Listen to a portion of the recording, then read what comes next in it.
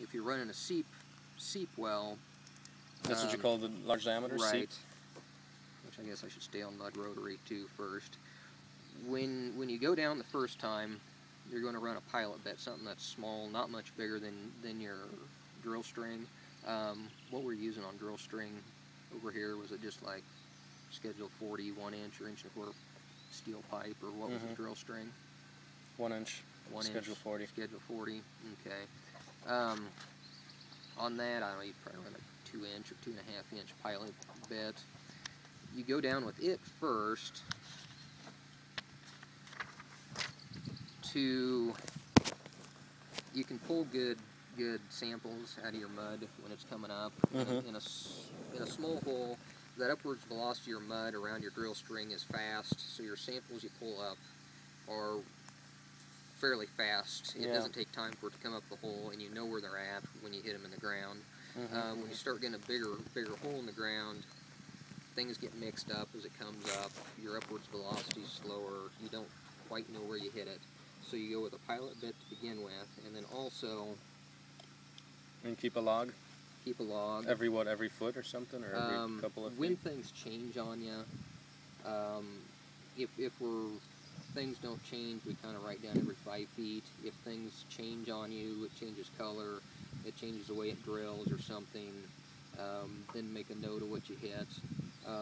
Or if the rig makes a different sound when you're drilling, start watching the material coming up, because it's going to come up in a little bit, depending on how deep you are at the time before it comes up. So you might be another 5 foot deeper than you were when you actually hit it. So you kind of watch the sound and the noise and what's going on. And then also the small diameter. So we're on sample holes, on pilot holes? On test holes, pilot hole. If you're somewhere where you've got to push down on that drill string, if you've got a bit that's not much bigger than your drill string, when you're pushing down on it, or putting some down pressure, this drill string is going to come up and it's going to lay along the side of the borehole wall, and then it's going to flex back over.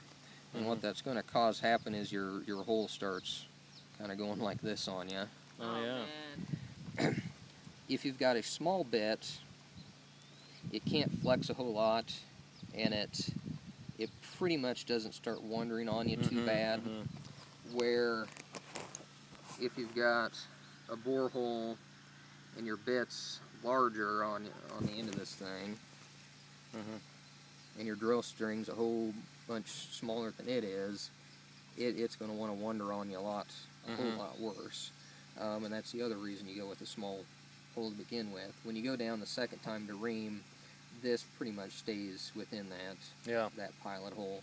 It's going to cause junk and everything else to fall into it, but you don't care. But it stays in that borehole. Yeah. Let's see, what else? So pilot holes, yeah. Pilot We hole said goes that in sandy you just do the narrow diameter. Narrow diameter, right. Then also, this isn't a one-time down and then another time down with the reamer bit deal. This is probably one time down with this. With a smaller rig, you may be doing it a dozen times with Different the bigger, size reamer bits, or with same, with like different one? reamer bits or with the same one. What you get, clays, especially above the static water level, clays up higher, you drill down, and when you hydrate them, the clay is going to swell up, and it's going to start swelling into your borehole like this. Oh man. And you've got to get that stuff out of there, so you do this. It's got to be hydrated, and then you start doing an up-down, or you feed a stick on. You got to go up-down with that stick a few times, feed another stick, up-down with that same stick as you're going down. Pull everything out, trip out, and feed everything back in, go with it again. Other times you might have some other expanding clays. You'll get what's called mud rings that end up on your drill string, they'll kind of start wrapping around your drill string, which you can watch your circulation, what's coming back out of this hole. Your mud pit starts slowing down on you, and things just start getting tight on you. And on a smaller pump, I don't know if you'll have enough circulation to get that ring to come up and out of the hole. On a bigger truck, you start running the thing up, just beating the crap out of it, going up and down. And as you're going down, a lot of times you can get enough circulation and enough everything to get your upwards velocity fast enough to start pushing that stuff out. You say up and down 20 feet, or are you talking disconnecting pieces? Yeah, we're going 20 feet on our Versa drill, or 15 feet on our Porta drill. But on... Are those brand names? Yeah, those are brand names. Versa drill and Porta drill? Yeah, Porta drill aren't made anymore. Versa drill still is. There's quite a few. There's just a bunch of different brands. They're all low production. Like our Versa drill's number 8 in the country. Our Porta drill, I don't know what number that is. Number 8 made in the country? Yeah. How much are those things? For a 20-foot, that's on the back of a whole truck, right? Right. It depends if it's a hydraulic rig with carousel. You're starting with that stuff, a minimum of 150,000. They go on up to $1 million, and that's a used rig.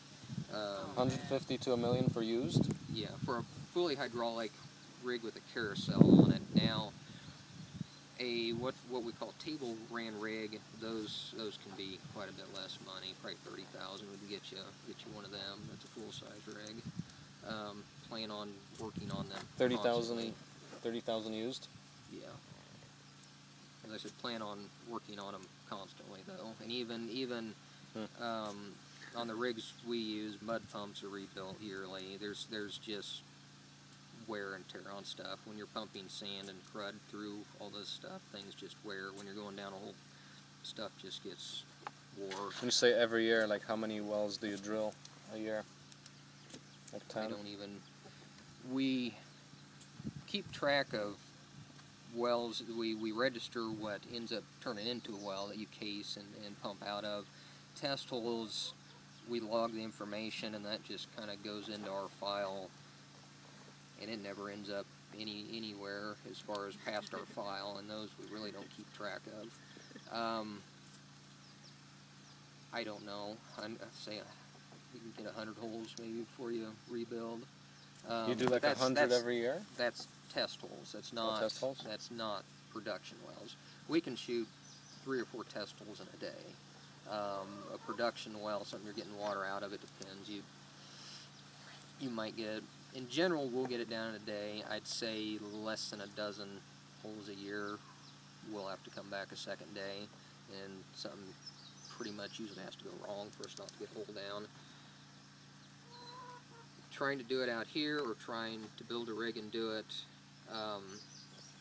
just plan on having a lot of patience and plan on trying it several times. Ultimately, you'll get it.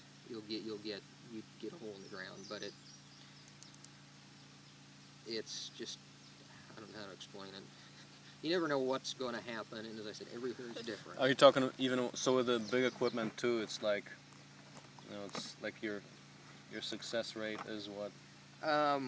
Ours is really good. Ours is actually really good, but the amount of things that have to go into it to make that happen, there's a lot of it. As I said, there's maybe only half a dozen holes a year that we don't get down the first day, or we may do it intentionally. If it's a deep hole, we may drill down, we shoot the test hole down, we see what the formation is, and we might then run the reamer down that same day and then stop before we get into that sand with the reamer, because we don't want to per se contaminate the sand with drilling mud or let it sit there overnight before we ream it out, and then the next day run your reamer down and then set casing on it. But back, anything can happen. As long as you keep head pressure on the hole, usually it's not going to go anywhere on you. But you can hit all kinds of stuff that causes you to lose circ, lose water. When you drill, you can lose circulation.